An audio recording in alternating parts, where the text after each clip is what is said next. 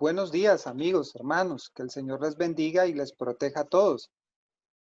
Retornamos nuevamente con nuestro curso de Mariología, dando gracias a Dios porque nos ha permitido llegar hasta aquí, al tema 11. Ya hemos tenido todo un recorrido de varios meses estudiando a nuestra Santísima Virgen María, su devoción que debemos de tener en la iglesia, el amor que debemos profesar por ella y todas estas cosas que van enriqueciendo, nutriendo más cada día la fe en la iglesia de Jesucristo y la fe en nuestra Madre Santísima. El tema de hoy es un tema precioso. Anteriormente habíamos visto aspectos fundamentales de cómo entender las revelaciones, las apariciones, los milagros de la Virgen Santísima. Hoy vamos a estudiar uno en particular, uno muy especial, uno de los milagros reñidos de la Virgen María. ¿Y por qué digo reñidos? Por lo siguiente, porque mucha gente ha tomado los mensajes de Fátima como banderita de batalla para introducir cuestiones falsas sobre este tercer secreto, especulaciones que no ayudan nada a la salvación y que no contribuyen en nada en la salvación. Los elementos que tiene Fátima son elementos muy importantes, por lo tanto nosotros debemos de estudiarlos con detenimiento porque los mensajes nos dan, digámoslo así, una cachetadita para que despertemos del letargo en el que nos encontramos, un letargo espiritual, un alejamiento de nosotros hacia Dios. Entonces, eso es como, oigan chicos, se están desviando la mirada, no están poniendo su mirada en Cristo, entonces vean a mi hijo, este es el camino, esta es la ruta en la cual ustedes van a ir y van a encontrarse con mi hijo. Muy bien, lo que vamos a estudiar no lo sacamos de la manga, ni nos las estamos inventando. Lo que vamos a estudiar es un documento importantísimo que lo emite la Congregación de la Doctrina del Culto de la Fe. O sea, el ente del Vaticano, ¿verdad? Que es el que dictamina la doctrina de la Iglesia Católica. Ese ente importante es quien nos va a exponer el famoso tercer secreto de Fátima y en qué consiste. Entonces vamos a analizar primero las consideraciones que la Congregación para la Doctrina de la Fe nos regala a los fieles católicos. Este documento incluso ustedes lo pueden encontrar en www.vatican.va para que se den cuenta que es oficial por completo. En la introducción de este documento dice lo siguiente: en el tránsito del segundo al tercer milenio, Juan Pablo II ha decidido hacer público el texto de la tercera parte del secreto de Fátima. Con este paso, la Santa Sede derriba cualquier especulación que se pueda armar. Ustedes se meten a YouTube y ustedes ponen tercer secreto de Fátima y ustedes van a encontrar desde el 2000 el tercer secreto de Fátima y el anticristo, el tercer secreto de Fátima y el fulanito de tal, el papa fulano de tal es el anticristo. Son un montón de especulaciones que no contribuyen en nada a la fe. Apariciones y signos sobrenaturales salpican la historia y entran en el vivo de los acontecimientos humanos y acompañan el camino del mundo sorprendiendo a creyentes y no creyentes. Estas manifestaciones que no pueden contradecir jamás el contenido de la fe. Deben confluir hacia el objeto central del anuncio de Cristo. O sea, ninguna aparición, ninguna revelación puede ir en contra del contenido de lo ya revelado, de la plenitud de la verdad, de lo que ya Cristo nos reveló, nos enseñó. No lo puede superar, sino que debe ser algo que debe llamar a fortalecer más lo que ya está revelado. Como les decía al principio, un despertar, un pellizquito ahí. Oigan, recuerden lo que dice la palabra de Dios. Oigan, vean, ustedes están desviando su camino. El amor del Padre que suscita en los hombres la conversión y da la gracia para abandonarse a Él con devoción filial, este es también el mensaje de Fátima. ¿Qué es el mensaje de Fátima en síntesis? Un llamado al mundo a la conversión. Un llamado al mundo a la conversión. Y que sea uno de estos elementos importantes que usted los anote por ahí y que no se le olvide. Llamado que hoy es vigente, hermanos. Llamados que necesitamos atender y escuchar hoy. Sigamos adelante. Vamos a dar unos datos rapidísimos. ¿Cuántas apariciones hubieron en el tema de Fátima? Las apariciones de la Virgen de Fátima fueron preparadas con 2 años de anticipación por 3 diferentes apariciones de un ángel que se presentó como un ángel como el ángel de la paz. Las apariciones principales de la Virgen fueron 6, repitiéndose cada 13 de mes hasta el 13 de octubre, día en que se suscitó el signo, el milagro más portentoso, más llamativo que se dio en el momento de la aparición.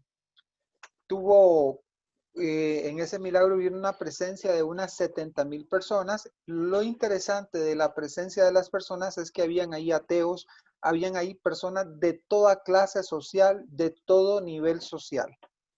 Entonces, no había manera de engañar a tantas personas, no había manera de manipular a tantas personas, muy complicado.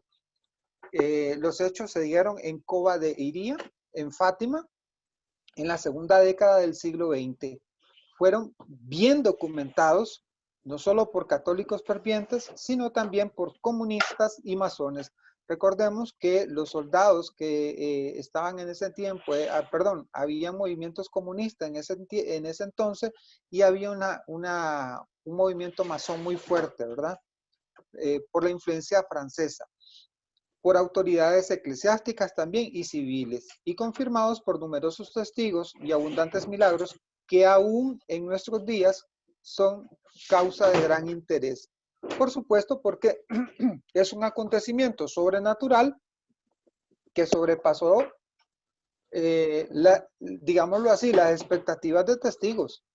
Fueron muchísimos los testigos que presenciaron ese milagro y que observaron los diferentes momentos en el que se suscitó ese milagro. ¿Qué dice la primera parte del secreto? Vamos a hacer un pequeño resumen porque nos vamos a centrar en el tercer secreto. En nuestros días hay una fuerte tendencia a evitar los temas relacionados. La muerte, el más allá, el juicio particular, la sentencia, el cielo, el purgatorio y el infierno. Aquí yo hago una pausa, hermanos. La predicación actual dentro de la Iglesia Católica es una predicación, y se lo digo con sana crítica, que va dirigida más al sentimentalismo.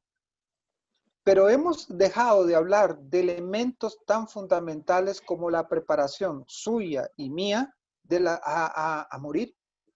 ¿Estamos preparados para morir? ¿Por qué dejamos de hablar del purgatorio, del infierno, del cielo, del juicio? ¿Y por qué ahora tendemos una tendencia a la misericordia de una manera exacerbada, quitándole el requisito fundamental que ella misma tiene? Y es que es un requisito que ni usted ni yo lo hemos puesto, lo puso Cristo mismo. A todos y a cada una de las personas donde Cristo derramó su misericordia, siempre hubo un elemento importante: conversión, arrepentimiento. Entonces, hoy en día nos parecen que estos temas no llaman la atención. Hoy llama la atención una predicación de superación, una predicación sí, en esos sentidos. Y es ahí donde nosotros vemos que no estamos preparando a nuestros hermanos, no nos estamos preparando para la muerte. Entonces, vean qué interesante que esa catequesis la reciben niños. puesto a ellos les es presentado el infierno. Sin embargo, la Virgen, como excelente pedagoga, hizo ver a los pastorcitos de Fátima el infierno cuando ellos contaban 7, 9 y 10 años de edad, para hacerles ver un camino de salvación, indicando como camino a la devoción al Inmaculado Corazón de María, que nos acerca a ella, quienes nos puede dar gracias necesarias para que nos asemejemos al corazón de aquella que hizo siempre la voluntad de Dios. Vean qué lindas palabras. Vamos a ver adelante qué más nos dice. El segundo secreto dice lo siguiente. Trata de la previsión de los daños enormes que Rusia, en su defección de la fe cristiana y en la adhesión al totalitarismo comunista. La gente no escuchó, no hizo arrepentimiento, no ayunó y las consecuencias fueron fatales. Nosotros no tenemos un ejemplo lejano. Es que Rusia está allá. No, hermanos, aquí en el norte. Nicaragua es un ejemplo sobre cómo el comunismo persiguió al cristianismo, cómo el comunismo, por una guerra, murieron miles de personas, cómo el comunismo empobreció a un país. Ahí están las consecuencias de la soberbia del hombre a no escuchar el mensaje de Dios de arrepiéntanse, conviértanse. ¿Se dan cuenta, hermanos? Entonces, este totalitarismo comunista provocaría a la humanidad y por tanto de la petición de consagrar a Rusia a su Inmaculado Corazón y de la comunión reparadora de los primeros sábados de mes, habla también de las guerras y persecuciones a la iglesia con la que Dios castigaría al mundo si no atendieran sus peticiones. Y ciertamente, hermanos, no atendimos las peticiones del Señor. No las atendimos. Fueron miles de personas muertas, desplazadas, empobrecidas en diferentes lugares. Cuba lo tenemos cerca también. Y hay mucha influencia comunista. Hoy en día la influencia comunista paró. No, hoy se presenta de una manera diferente. Hoy la nueva ideología comunista, que ahora no toma a los pobres para hacer su lobby, ahora toma a las clases oprimidas y rechazadas como los LGBTI. Las consecuencias siguen, hermanos. Entonces hay que tener mucho cuidado y hay que estar siempre atento a los signos de los tiempos. Hay que saber interpretar estas cosas. Muy bien. Vámonos entonces de lleno al tercer secreto de Fátima. ¿Qué es lo que dice? Vamos a hacer una cronología de qué sucedió según nos los cuenta la Congregación para la Doctrina de la Fe. Dice que la tercera parte del secreto de Fátima fue escrita por orden de su excelencia el obispo de Leira y de la Santísima Madre. O sea, la Virgen había pedido a los videntes, en este caso a Lucía, que era la que quedaba, que escribiera los mensajes. El 3 de enero de 1944 existe un único manuscrito que aquí se reproduce en facsímil, o sea, el manuscrito fue enviado hacia Roma a través de un fax. El sobre lacrado estuvo guardado, o sea, donde está el verdadero, bueno, lo otro también es verdadero, nada más que es copia, sino que el original lo metieron en un sobre lacrado. ¿Qué significa un sobre lacrado? Un sobre con el sello, en este caso debe ser del obispo de Leira, y estaba sellado. Y para tutelar mejor el secreto, el 4 de abril de 1957, ese sobre fue entregado al archivo secreto del Santo Oficio y Sor Lucía fue informada de ello por el obispo de Leira. O sea, fue trasladado el tercer secreto de Portugal hacia Fátima.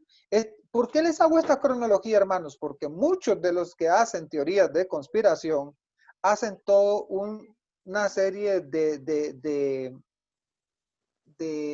inventos, cosas extrañas y raras que definitivamente no tienen que ver nada con lo que verdaderamente sucedió.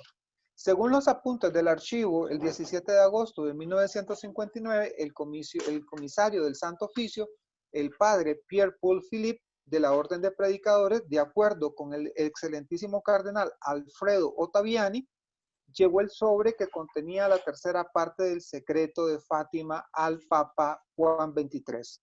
El Santo Padre Juan XXIII, San Juan XXIII, su santidad, después de algunos titubeos, dijo: esperemos, rezaré, le haré saber lo que decida. En realidad, el Papa Juan XXIII decidió devolver el sobre lacrado al Santo Oficio y no revelar la tercera parte del secreto. Todo en tiempo de Dios. Todo en tiempo de Dios, hermanos. El Santo Padre pide al Espíritu Santo que le dé discernimiento qué hacer con el tercer secreto. ¿Lo revelo, lo leo, no lo leo? El Espíritu Santo seguramente le inspiró no tocarlo, no abrirlo, no darlo a conocer. No era el momento, porque es en el tiempo de Dios. En realidad, bueno, Pablo VI, ya el nuevo Santo Padre, Pablo VI, leyó el contenido con el sustituto del excelentísimo Monseñor Ángel de la Croix el 27 de marzo de 1965 y devolvió el sobre al archivo del Santo Oficio con la decisión de no publicar. El Santo Padre sabía el contenido, pero no publicó. Solo les voy a dar un toque. Meses después, el Santo Padre Pablo VI hizo un documento que dijo: el humo de Satanás ha penetrado la iglesia. Vean ustedes. Vean ustedes. Muy bien. Vamos adelante.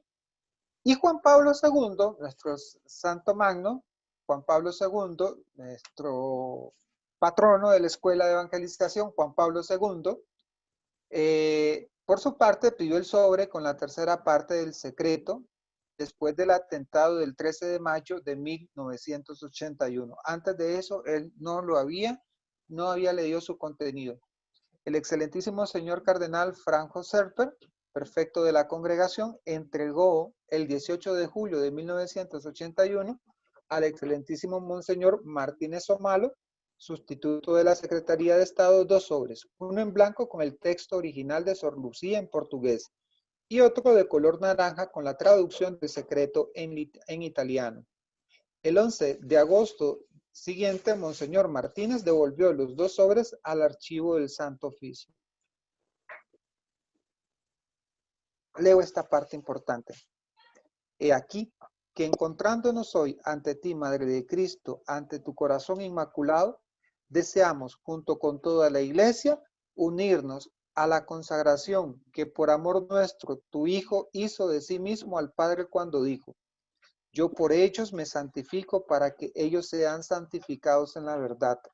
Queremos unirnos a nuestro Redentor en esta consagración por el mundo y por los hombres, la cual en su corazón divino tiene el poder de conseguir el perdón, de procurar la reparación.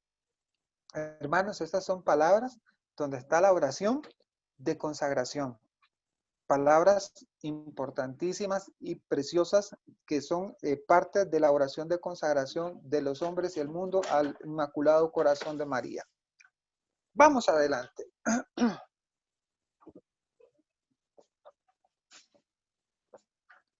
En la documentación que se ofrece a los manuscritos de Sor Lucía se añaden otros 4 textos. El primero, la carta del Santo Padre a Sor Lucía del 19 de abril del 2000.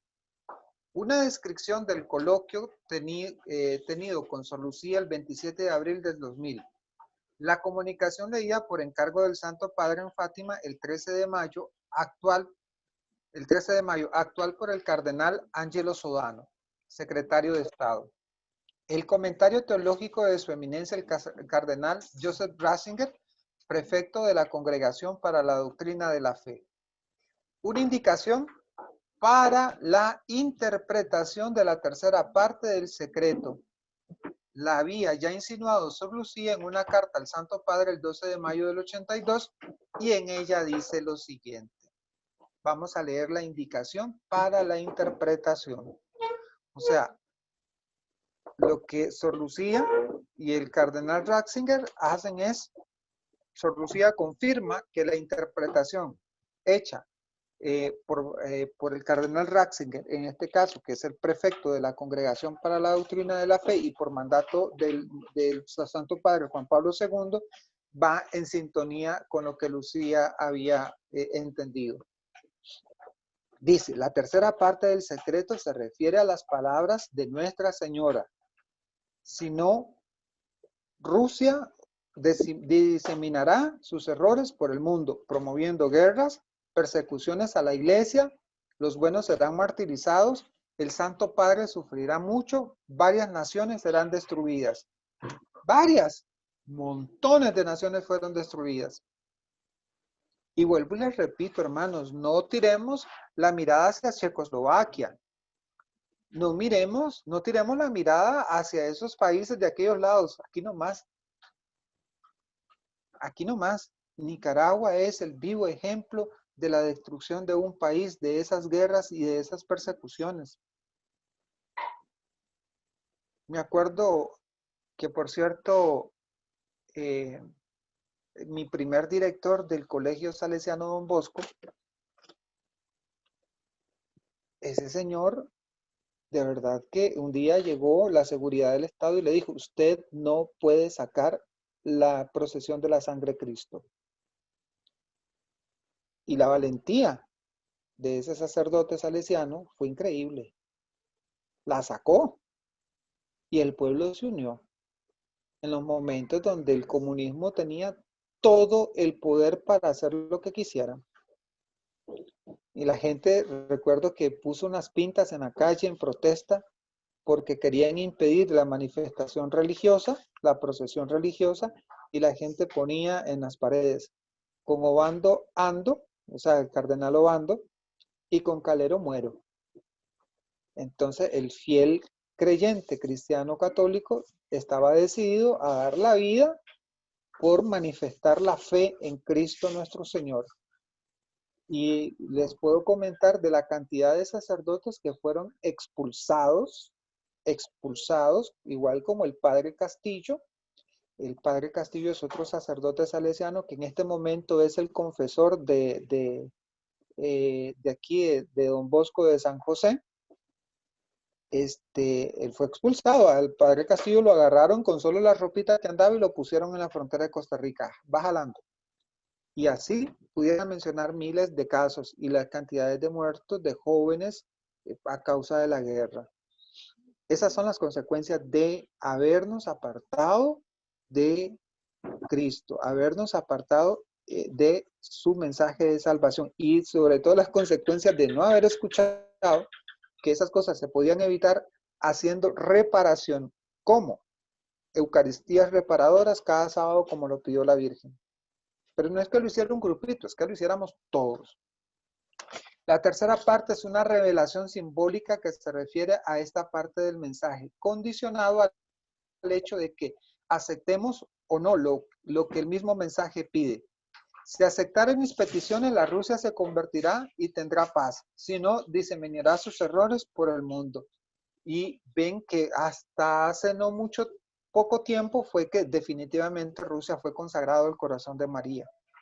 Y ahora Rusia nos está dando lecciones de fe y nos está dando cómo hay que defender la vida. Bueno, vamos adelante. Aclaraciones de fondo sobre el modo en que, según la doctrina de la Iglesia, deben ser comprendidos dentro de la vida de fe fenómenos como lo de Fátima. Viniendo este documento de la Congregación de la Doctrina de la Fe, es importante dejarle claro al pueblo fiel lo esencial de cómo interpretar revelaciones privadas. Vamos a ver lo que dice la Iglesia. La doctrina de la Iglesia distingue entre revelación pública y las revelaciones privadas. Entre estas dos realidades hay una diferencia, no solo de grado, sino de esencia. El término de revelación pública designa la acción reveladora de Dios destinada a toda la humanidad que ha encontrado su expresión literaria en dos partes de la Biblia, el Antiguo y el Nuevo Testamento. La revelación pública es la manifestación de Cristo, la palabra verdadera que no se puede cambiar, porque es palabra de Dios. Nos lo dice la Dei Verbum, nos los ha dicho La Verbum Domini también de Benedicto XVI. La Dei Verbum es el documento que emite, la declaración dogmática que emite el Concilio Vaticano II. No se puede cambiar. Y tenemos la revelación plena del Señor. Por lo tanto, ninguna aparición, ningún vidente puede superar la revelación ya dada por Cristo. Sin embargo, existe también la revelación privada. ¿Qué dice de la revelación privada? Perdón, se llama revelación porque en ella Dios se ha dado a conocer progresivamente a los hombres hasta el punto de hacerse él mismo hombre, para traer así y para reunir en sí a todo el mundo por medio del Hijo encarnado Jesucristo. El centro del mensaje de la palabra de Dios es Cristo, que es nuestro Señor y Salvador. Entonces, es importante de que nosotros tengamos estos conceptos, siempre los tengamos claros. La revelación privada puede que acentúe nuevos aspectos, suscite nuevas formas de piedad o profundice y extienda las antiguas, ¿verdad? Pero en cualquier caso, en todo esto debe tratarse de un apoyo para la fe, la esperanza y la caridad, las tres virtudes teologales, que son el camino permanente de la salvación para todos. Entonces, ¿qué podemos añadir? Si quieres lo cambias. Podemos añadir que a menudo las revelaciones privadas provienen sobre todo de la piedad popular y se apoyan en ella.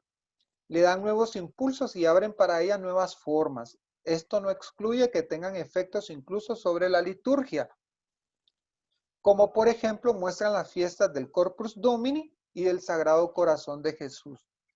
Entonces nosotros tenemos fiestas privadas, revelaciones privadas que definitivamente han ayudado. Ahora tenemos una celebración litúrgica importante que es el de la Divina Misericordia. ¿Ves? Pudiéramos agregar esa más. Tenemos la fiesta de Corpus, tenemos la fiesta del Sagrado Corazón de Jesús y tenemos evidentemente la fiesta de la Divina Misericordia. Entonces, para que ustedes tengan ejemplo de lo bueno que son estas revelaciones privadas, de lo que hacen es que tengamos un acercamiento mayor, nuevas formas de celebrar, de tener nuevas formas de piedad popular. Desde un cierto punto de vista, en relación entre la liturgia y piedad popular, se refleja la relación entre revelaciones y entre la revelación y la revelación privada. La liturgia es el criterio, la forma vital de la iglesia en su conjunto, alimentadas directamente del evangelio. Entonces, ambas se suscitan.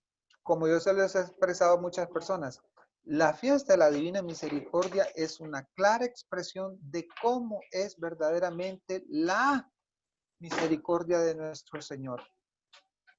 Él derrama su gracia, su misericordia, de su corazón brota ese rayo rojo y blanco que son agua y sangre y se derrama a la humanidad. Pero la oración en sí nos invita a algo. Y vean cómo lo expresa. Por su dolorosa pasión. Ten misericordia de nosotros. Ten misericordia de nosotros. Nosotros pedimos esa misericordia para que nos libere a nosotros. Pues por supuesto que la pedimos y esto nos tiene que a nosotros ayudar a tener un cambio de vida, una conversión, una conversión. Sigamos adelante.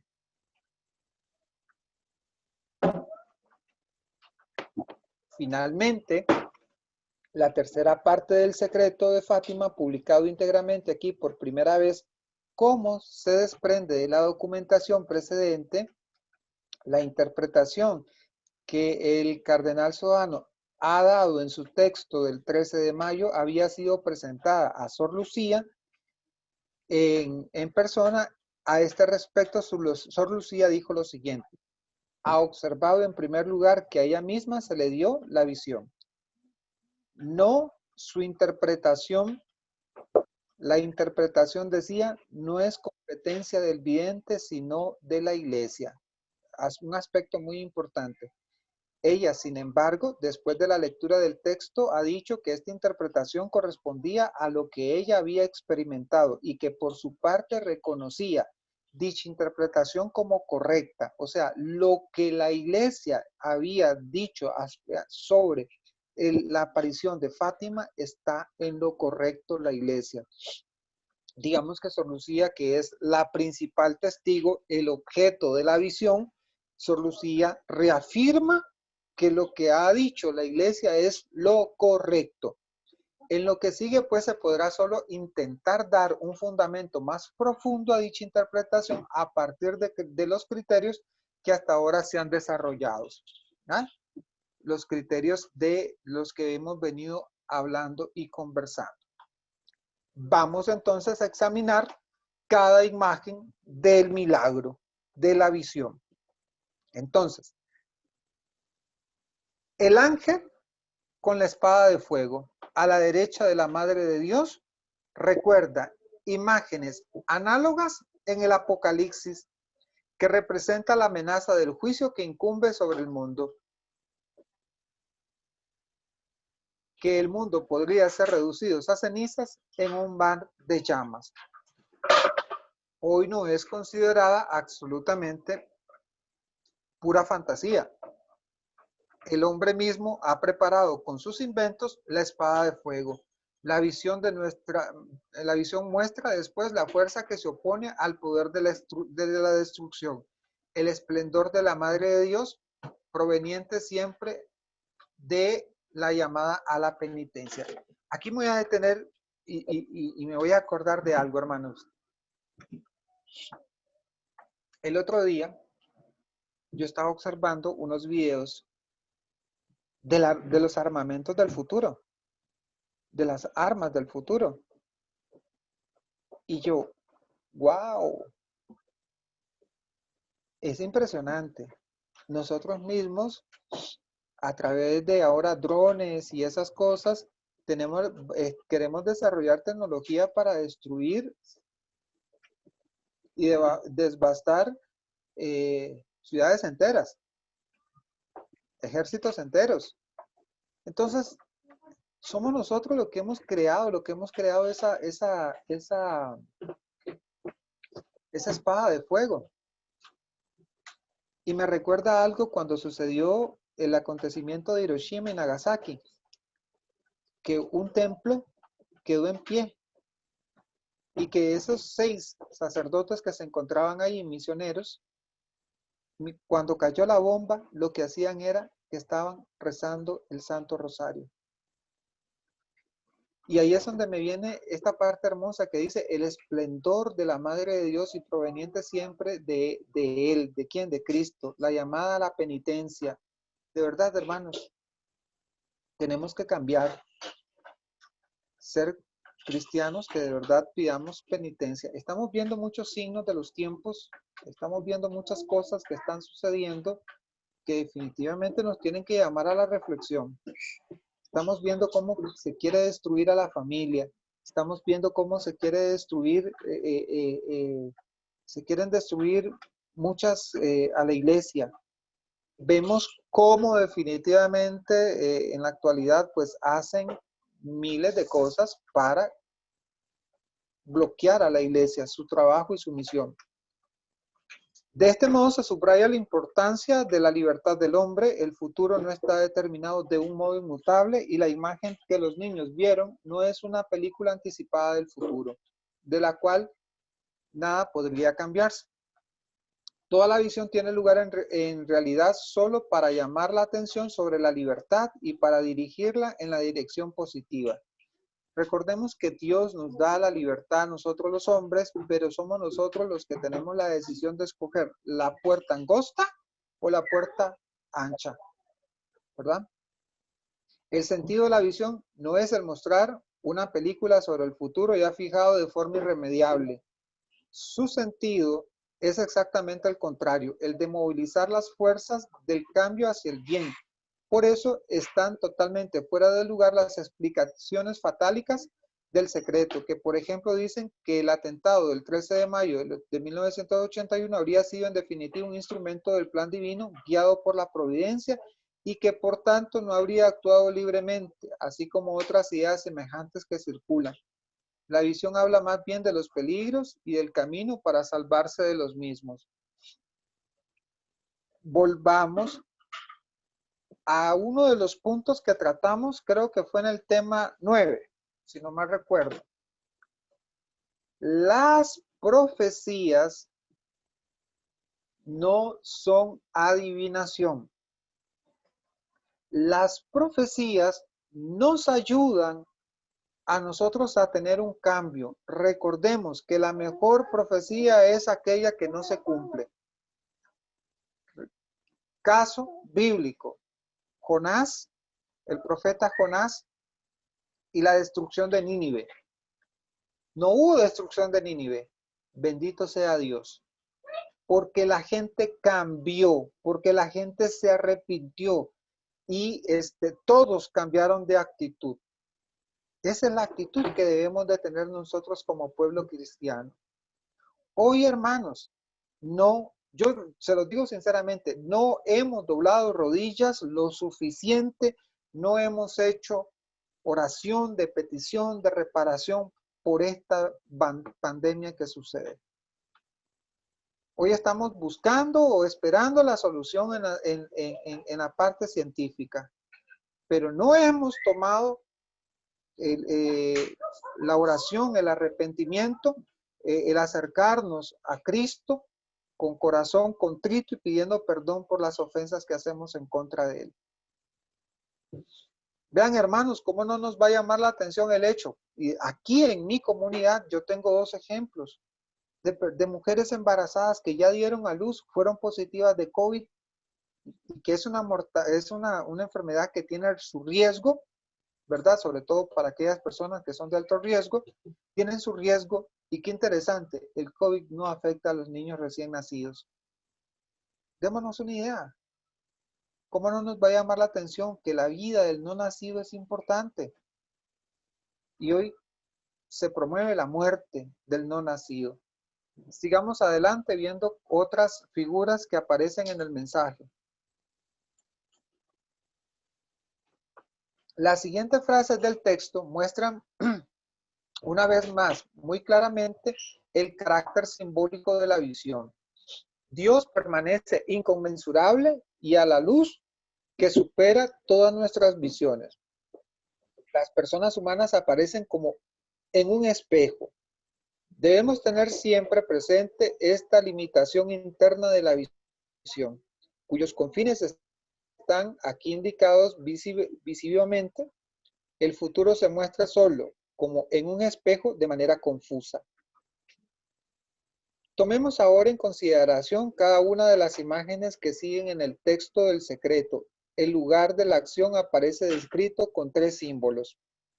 Una montaña escarpada, una gran ciudad en medio de ruinas y finalmente una gran cruz de troncos rústicos.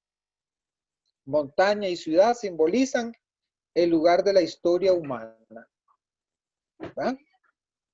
Como costosa subida hacia lo alto. La historia como lugar de la humana creatividad y de la convivencia, pero al mismo tiempo como lugar de las destrucciones en las cuales el hombre destruye la obra de su propio trabajo. Hoy nosotros nos hemos sentido como dioses y nosotros somos partícipes de la destrucción de la naturaleza. Contaminamos los ríos, talamos los árboles, no cuidamos la casa común, no cuidamos la creación de Dios.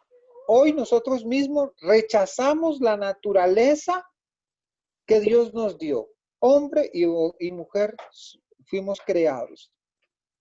Y hoy decimos, bueno, hoy yo me siento perro, me siento perro. Hoy me siento gato, me siento gato. Hoy soy hombre, no, mañana soy mujer. No, hoy soy niño, mañana soy adulto mayor.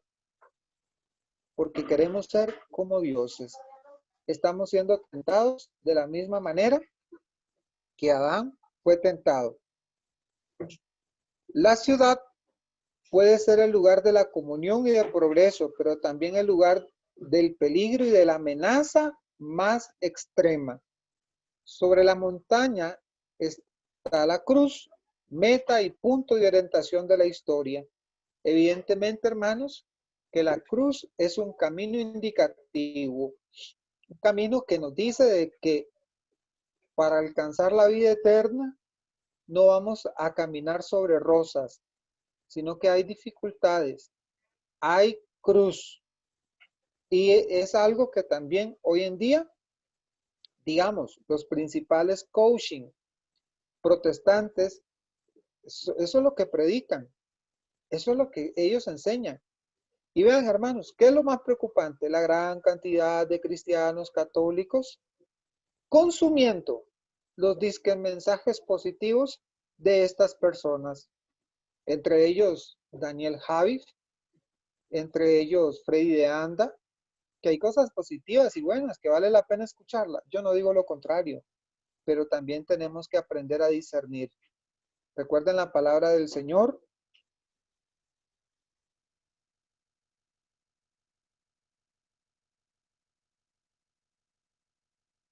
Y de progreso, como lo decía. En la cruz, la destrucción se transforma en salvación, se levanta como historia y como promesa para la misma. ¿Promesa de qué? Promesa de salvación. Vamos adelante. Aparecen aquí después personas humanas. El obispo vestido de blanco. Hemos tenido el presentimiento de que fuera el Santo Padre, o sea, Juan Pablo II. Otros obispos, sacerdotes, religiosos y religiosas, y finalmente hombres y mujeres de todas las clases y extractos sociales. Yo no sé si ustedes leerán las noticias de la cantidad de sacerdotes misioneros que han sido asesinados por este grupo islámico Boko Haram. Secuestrados, torturados, asesinados. Hermanos, vivimos tiempos de persecución. En la antigua España católica hoy se persigue a la iglesia de una manera increíble. Hoy cualquier indicio cristiano quiere ser borrado. Acá, de la misma manera, hermanos, como lo decía en la diapositiva anterior, las ciudades es un centro de peligro. Y hoy muchos gobiernos ven al cristianismo como un peligro. Imagínense ustedes que una parte importante de la historia de Costa Rica, y digo importante porque es importante, que ha sido borrada porque les dio la gana. Por ejemplo, empezar aquí a borrar a la iglesia de la historia es parte del proceso de eliminar a la iglesia. Les pongo el ejemplo de la cárcel de mujeres. Antes con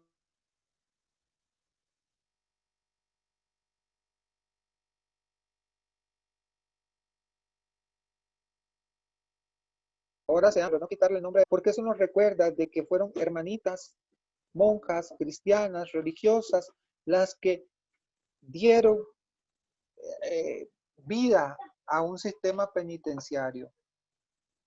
Y acá en nuestra Costa Rica de hoy, eso es lo que se viene. Tratan de borrar la historia, tratan de borrar y eliminar los indicios cristianos que tenemos. Por eso es que el secreto de Fátima, leyendo o teniendo una interpretación de los signos de los tiempos, es muy vigente y por eso necesitamos nuevamente como Fátima, doblar rodillas, penitencia, oración, eucaristías reparadoras. El Papa parece que precede a los otros temblando y sufriendo por todos los errores que los rodean. No solo las casas de la ciudad están en medio de ruinas, sino que en su camino, en medio de los cuerpos de los muertos. El camino de la iglesia se describe así como un vía crucis, como un camino en un tiempo de violencia, de destrucción y persecuciones.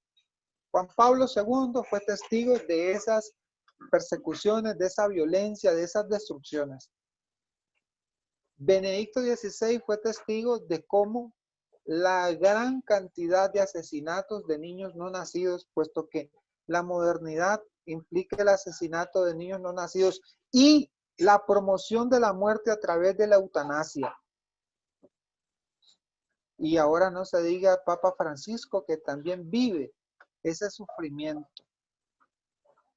sufrimiento tan prolongado que la humanidad misma ha creado.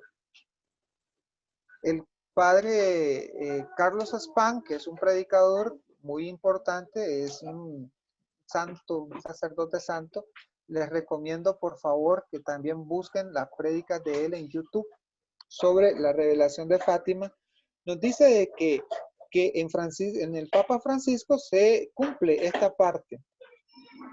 Y acuérdense de la bendición Urbe et Orbi que hizo el Papa al mundo y a todos los fieles por causa de la pandemia, cuando él iba solito caminando y estaba el tronco, estaba la cruz con madera rústica.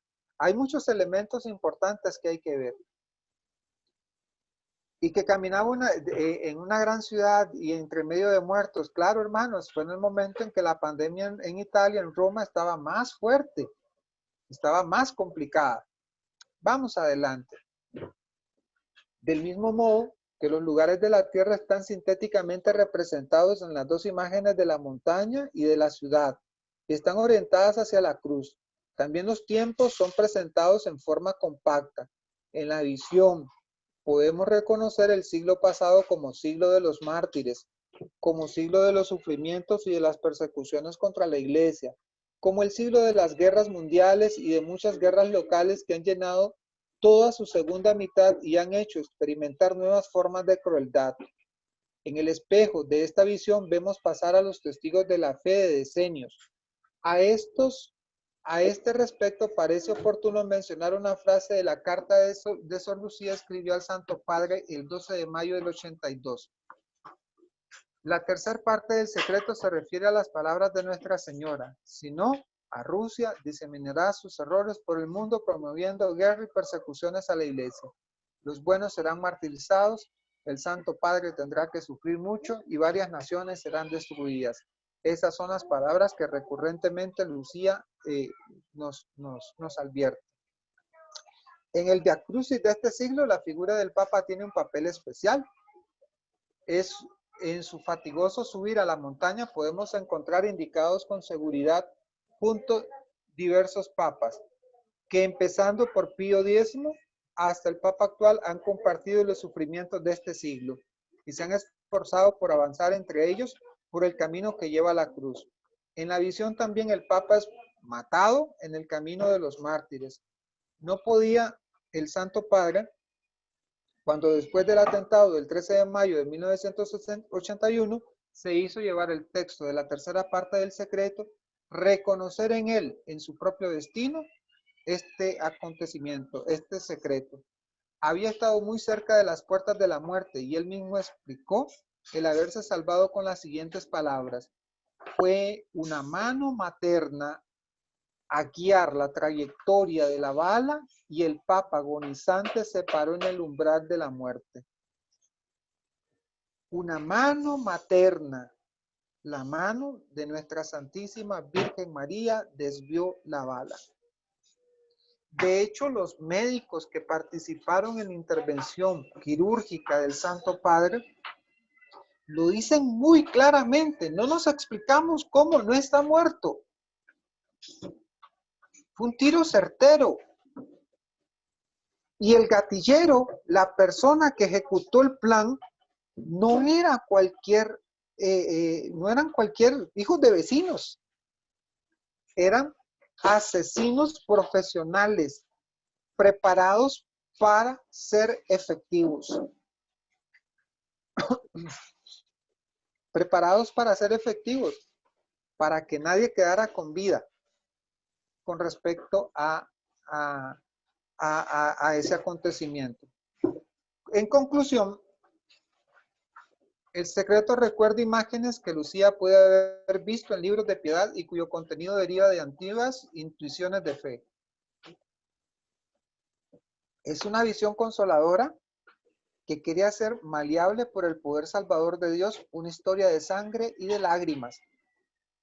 Los ángeles recogen bajo los brazos de la cruz la sangre de los mártires y riegan con ella las almas que se acercan a Dios. La sangre de Cristo y la sangre de los mártires están aquí consideradas juntas. La sangre de los mártires fluye de los brazos de la cruz. Su martirio se lleva a cabo de manera solidaria con la pasión de Cristo y se convierte en una sola cosa con ellos. Ellos completan en favor del cuerpo de Cristo lo que aún falta a su sufrimiento. Su vida se ha convertido en la Eucaristía. Inserta en el misterio del grano de trigo que muere y se hace fecundo. La sangre de los mártires es semilla de cristianos, ha dicho Tertuliano, así como de la muerte de Cristo, de su costado abierto, ha nacido la iglesia. Así la muerte de los testigos se fecunda para la vida de la iglesia. Hermanos, en esta parte es muy importante entenderlo. Los mártires han ofrendado su vida para solidificar nuestra fe, para enraizar nuestra fe. Y la sangre de los mártires clama justicia, dice la palabra de Dios. ¿Hasta cuándo, Señor? ¿Hasta cuándo gritan en el cielo según nos lo dictamina el libro del Apocalipsis? Así como los primeros cristianos que sufrieron el martirio a causa de las persecuciones, estos cristianos que murieron a causa del comunismo también piden justicia allí en el trono de Dios, delante del Santísimo. Entonces, quisiera al final volver aún sobre la palabra clave del secreto que con razón se ha hecho famosa. Mi corazón inmaculado triunfará. ¿Qué quiere decir esto? Que el corazón abierto a Dios, purificado por la contemplación de Dios, es más fuerte que los fusiles y que cualquier tipo de arma. El fiat de María, la palabra de su corazón, ha cambiado la historia del mundo, porque ella ha introducido en el mundo al Salvador, porque gracias a sí, Dios pudo hacerse hombre en nuestro mundo y así permanecer ahora y para siempre. Mateo 28, recuerden que nos dice que yo estaré con ustedes todos los días hasta el final del tiempo, del mundo. El maligno tiene poder en este mundo, lo vemos y lo experimentamos continuamente, claro que sí. Él tiene poder porque nuestra libertad se deja alejar continuamente de Dios. Muy cierto, hermanos. Estas palabras de Benedicto XVI son totalmente ciertas. Somos nosotros los que nos alejamos de Dios y por eso el mal actúa con libertad.